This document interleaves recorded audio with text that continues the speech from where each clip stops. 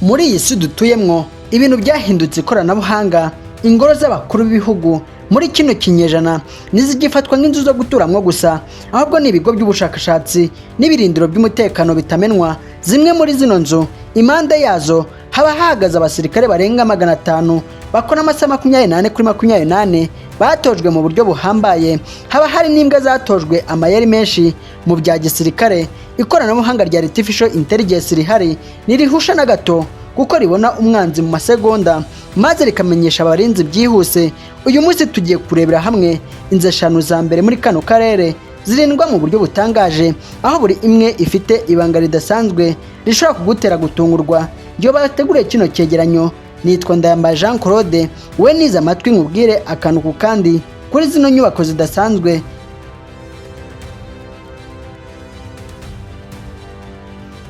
Ku mwanya wa 5 turasanga State House ya Chamwino muri Tanzania.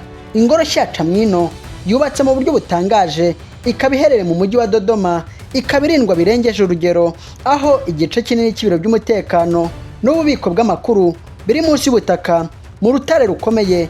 Irimo abasirikare bagera ku 1000 bo mu mutwe y'ingabo zirinda umukuru w'igihugu muri Tanzania.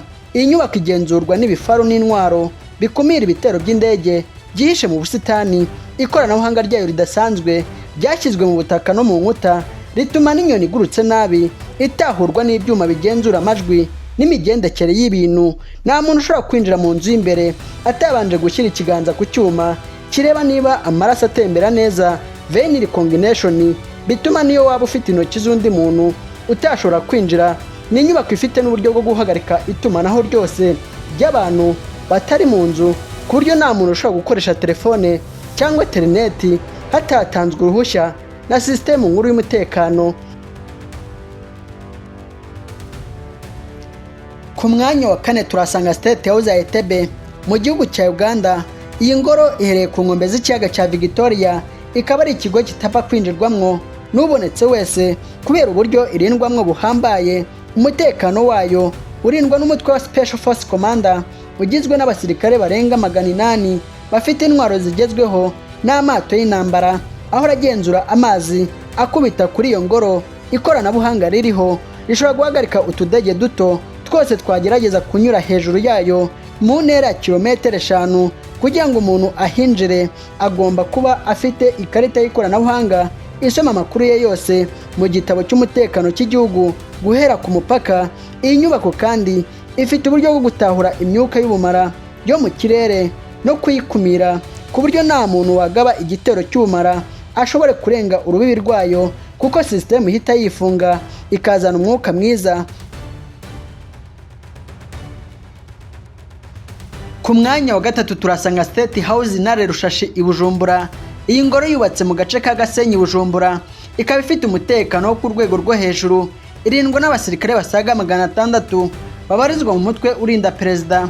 Baba bafite ibikoresho byo kureba mu mwijima, bafatanyije n'imbwa zigezweho zatojwe amayeri menshi mu bya gisirikare. Ikoranabuhanga ryashyizwe muri iyi nyubako rishingiye kuri X-ray scanners zizwi nka full body scanners, zireba niba nta kintu cyashyizwe munsi y'uruhu cyangwa mu nkweto.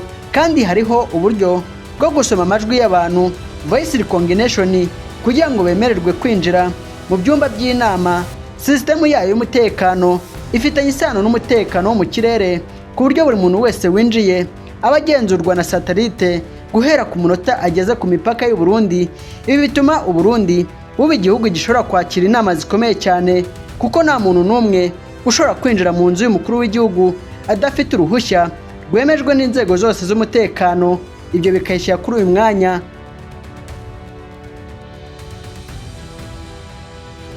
Ku mwanya wa 2 turasanga Village Urugwiro, ibiro by'umukuru w'igihugu mu Rwanda, bizwiho kuba bitajegajega kubera uburyo bw'umutekano w'ikoranabuhanga rihanitse, cyber physical security.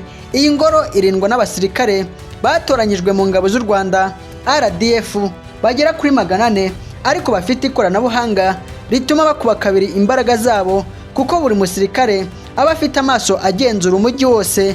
Kugira ngo umuntu yinjire arenga irembo rya mbere, amaso ye agomba kuba yanditse muri sisitemu y'igihugu kandi akahita agenzurwa mu gihe kitarenze amasegonda 2 n'icyuma cyitwa multimodal biometric system.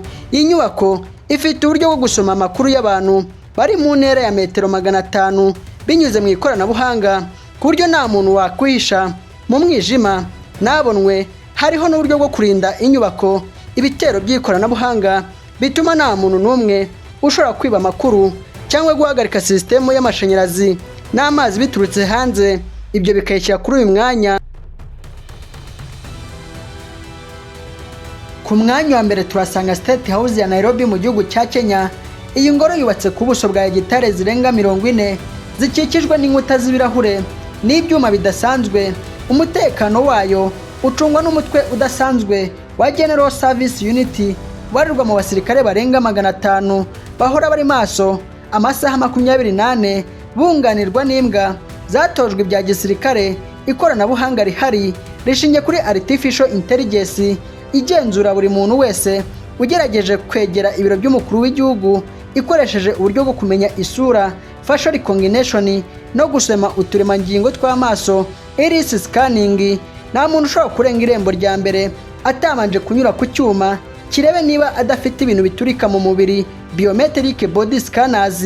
Iyo habaye ikibazo cy'umutekano, inzu yose ifite uburyo bw'ikora bwo gufunga amadirishya, imiryango n'ibyuma bikomeye bitatoborwa n'amasasu ya rukuruzi.